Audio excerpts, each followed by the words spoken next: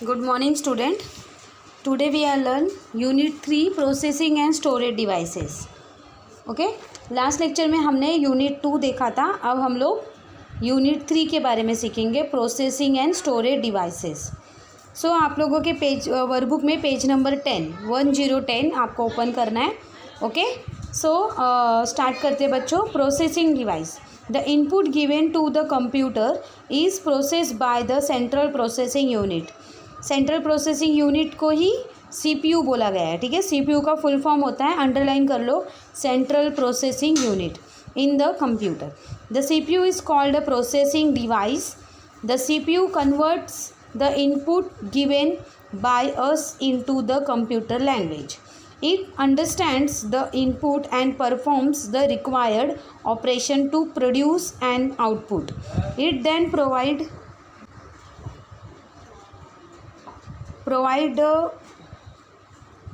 the output on the monitor screen. CPU stand for Central Processing Unit. Central Processing Unit CPU is the brain of the computer. अभी यहाँ पे जो मैंने read किया, अभी मैं आपको हिंदी में एक्सप्लेन करती हूँ बच्चों कि CPU क्या होता है. CPU एक रेक्टेंगुलर जैसा बॉक्स होता है जो कंप्यूटर के नीचे होता है. मॉनिटर होता है, जैसे मैंने आपके पार्ट्स अलग अलग बताए मैंने आपको कंप्यूटर्स के, उसी में CPU भी होता है. वो भी मैंने आपको दिखाया है, ब्लैक कलर का रेक्टेंगुलर बॉक्स. वो कंप्यूटर का ब्रेन होता है. जैसे हमारे बॉडी पार्ट्स में मेन पार्ट्स जो होता है वो ब्रेन होता है. उसके ही एक्टिविटी से, उसके ही अंडरस्टैंडिंग से हमें हर एक चीज़ समझ में आती है, हमें क्या करना है, कैसे करना है. ब्रेन हमारे बॉडी पार्ट्स को इंस्ट्रक्शन देता है ना. हमारे हर एक बॉडी पार्ट्स का काम भी अलग अलग है. उसी तरह कंप्यूटर भी वर्क करता है. कंप्यूटर के भी सारे अलग अलग पार्ट्स हैं और हर एक पार्ट्स का काम अलग अलग है. पर इन सारे पार्ट्स को ठीक से हैंडल करने का, उनको ऑर्डर देने का काम CPU ही करता है. ठीक है, तो लास्ट लेक्चर में हमने इनपुट और आउटपुट डिवाइसेस देखा था. अब हम लोग देख रहे हैं स्टोरेज डिवाइस. तो स्टोरेज किस में होता है, प्रोसेस किस में होता है. तो प्रोसेसिंग डिवाइस सबसे पहले है CPU. ठीक है, तो सबसे पहले हमने सीखा CPU के बारे में. नेक्स्ट देखेंगे अब हम लोग स्टोरेज डिवाइस.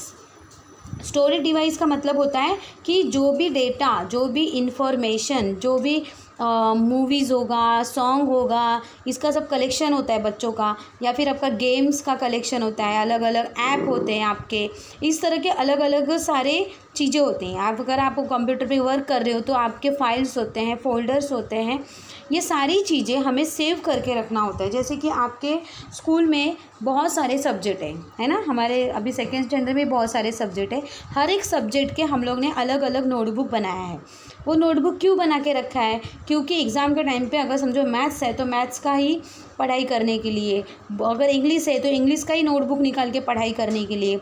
अगर हम टीचर बोले कि आप लोग एक ही नोटबुक बनाओ और उसमें ऑल सब्जेक्ट का लिखो, तो हम लोग उसमें ऑल सब्जेक्ट का लिखेंगे. ठीक है, पर एग्ज़ाम के टाइम पे हमें कोई एक सब्जेक्ट ढूंढने में बहुत ही डिफ़िकल्टीज़ होंगी, क्योंकि एक सब्जेक्ट में बहुत सारे अलग अलग चैप्टर होते हैं. ठीक है ना. तो उसी तरह कंप्यूटर में हर एक चीज़, हर एक डेटा, हर एक फाइल और हर एक फ़ोल्डर को अलग अलग नाम दिया जाता है और अलग अलग नाम से उसको सेव भी किया जाता है. तो इसको सेव करने के लिए, सब स्टोर करके रखने के लिए, जैसे हम स्टोर करते हैं हर एक सब्जेक्ट के लिए नोटबुक में, और वो नोटबुक हम लोग स्टोर करके रखते हैं हमारे बैग में, नहीं तो हमारे घर में अगर हमारा कबर्ड होगा तो उसमें. ठीक है, संभाल के रखते हैं उसको. ठीक है ना, क्योंकि हमारे लिए बहुत ही इम्पॉर्टेंट्स होते हैं. उसी तरह कंप्यूटर में हर एक डेटा को स्टोर करके रखने के लिए ये सारी चीज़ें होती हैं. For example hard disk, floppy disk, CD and DVD. ठीक है, सबसे पहले देखते हैं floppy disk. Floppy disk is a small square shape thin disk on which the computer can store a small amount of data. Floppy में बहुत ही कम data हम लोग सेव करके रख सकते हैं, ज़्यादा डेटा इसमें सेव नहीं कर सकते हैं. ठीक है, उस तो फ्लॉपी को रिप्लेस किया CD ने. CD को ही बोलते हैं कॉम्पैक्ट डिस्क. तो CD फ्लॉपी के मुकाबले CD में हम लोग ज़्यादा से ज़्यादा डेटा क्या कर सकते हैं, सेव करके रख सकते हैं. इसलिए लोग अभी ज़्यादा से ज़्यादा CD ही खरीदते हैं. उसके बाद CD के बाद आया DVD. DVD में CD से भी ज़्यादा डेटा सेव करके रख सकते हैं, बहुत ही लार्ज अमाउंट डेटा सेव करके रख सकते हैं. इसलिए सीडी अब लोग ज़्यादा यूज़ ना करके डीवीडी का यूज़ करने लगे। ठीक है, जैसे जनरेशन वाइज टीवी का शेप साइज चेंज होते गया, कंप्यूटर का भी शेप साइज सब चेंज होते गया। पहले वो कंप्यूटर ऐसा बॉक्सी टाइप था, अभी फ्लैट टीवी हो गया है, फ्लैट मॉनिटर हो गया है, फ्लैट कंप्यूटर आया है। पहले हमारे पास मोबाइल ऐसे बटन वाले थे और अभी हमारे पास स्क्रीन टच मोबाइल है। उसी तरह हर एक जनरेशन वाइज स्टोरेज डिवाइसेस भी चेंज होते गए हैं। ठीक है, नेक्स्ट देखो new storage devices. New storage devices अभी लोग सीडी डीवीडी भी ज़्यादा यूज़ नहीं कर रहे हैं, क्योंकि सीडी या डीवीडी नीचे गिर गया तो उसमें जो भी डेटा होता है वो करप्ट हो जाता है, मतलब वो इरेज हो जाता है। इस वजह से लोग अभी पेन ड्राइव या एक्सटर्नल हार्ड डिस्क का यूज़ करने लगे हैं। इसमें भी हर एक MB के हिसाब से आप पेन ड्राइव खरीद सकते हो। वो 8 GB का होगा, 16 GB का होगा, 32 GB का होगा। तो उस हिसाब से आप पेन ड्राइव अपने डेटा के हिसाब से ख़रीदो और उसमें सेव करके रख सकते हो। उसी तरह external hard disc. External hard disc क्या करता है? एक्सटर्नल हार्ड डिस्क मतलब कंप्यूटर के अंदर भी हार्ड डिस्क होता है, वो CPU के अंदर होता है, पर वो फिक्स होता है। उस हार्ड डिस्क को आप बाहर नहीं निकाल सकते। ठीक है, पर एक्सटर्नल हार्ड डिस्क में अगर आपके हार्ड डिस्क के अंदर जो भी डेटा है अगर आपको दूसरे कंप्यूटर में ट्रांसफ़र करना है तो आप क्या करोगे?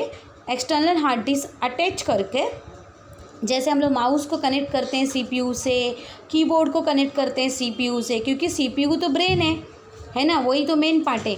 उससे जैसे बाकी पार्ट्स कनेक्ट करते हैं उसी तरह एक्सटर्नल हार्ड डिस्क को भी कनेक्ट करना है और जो भी डेटा आपके हार्ड डिस्क में है वो हम लोग दूसरे हार्ड डिस्क में ट्रांसफ़र करके उसको सेव करके रख सकते हैं। ठीक है, तो यहाँ तक हमारा लेसन था स्टोरेज डिवाइसेस में। स्टोरेज डिवाइसेस में हमने देखा hard disk, floppy disk, CD, DVD और न्यू स्टोरेज डिवाइसेस में हमारा पेन ड्राइव और एक्सटर्नल हार्ड डिस्क। ठीक है, अब हम लोग आगे देखते हैं question answers. The input given to the computer is processed by the central processing unit in the computer. तो आंसर है true. The CPU convert the input given by us into a computer language. तो answer है true. Third, the CD can not store more information then a floppy. तो इसका answer है false. Next आपको circle करना है, देख के सर्कल करो और मल्टीपल चॉइस क्वेश्चन है। फर्स्ट का आंसर है CPU, सेकेंड डेटा, थर्ड का आंसर है USB। अभी वेरी शॉर्ट आंसर देखो, right the name of any 3 storage device use in a computer. तो फर्स्ट का आंसर है hard disk, CD and DVD। Second, right the name of the processing device in a computer. तो इसका answer है CPU, central processing unit. Short answer question, write 2 sentences about a central processing unit. CPU is the brain of computer. Second है CPU is called a processing devices. ठीक है, यहाँ पे हमारे 3rd units ख़त्म हो रहा है, फिनिश हो रहा है। सो नेक्स्ट लेक्चर में मिलते हैं बच्चों। Good bye.